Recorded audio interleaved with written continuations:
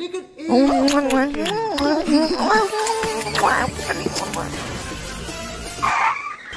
বন্ধু, তুই গাড়ি থামালি কেন?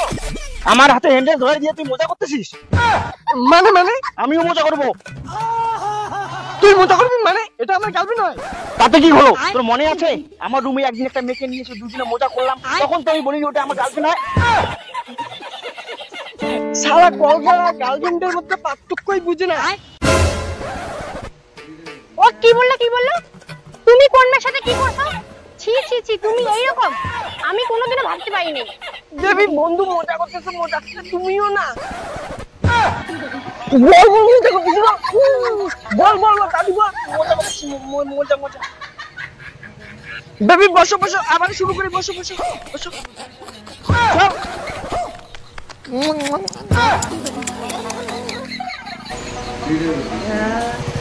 এই বন্ধু,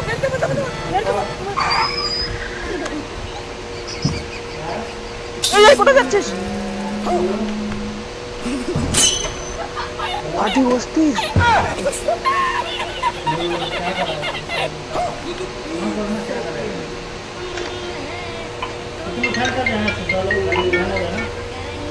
হ্যালো ভাই, এই তো কিছু না, বসে আছি। ভাই মদে কি জলটা বেশি দিব? তুমি মদ খাচ্ছ? কিন্তু সুমন জানো তুমি জীবনে ঠিক হবে না। যাও ফোন রাখো, তোমার সাথে ব্রেকআপ।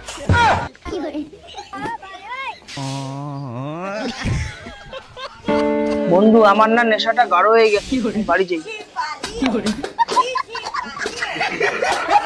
দাঁড়া।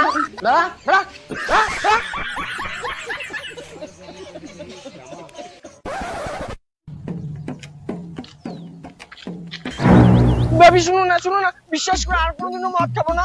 আমি কোনো কথা শুনবো না। ব্রেকআপ তো ব্রেকআপ। বেবি প্লিজ, এই নে খইনি।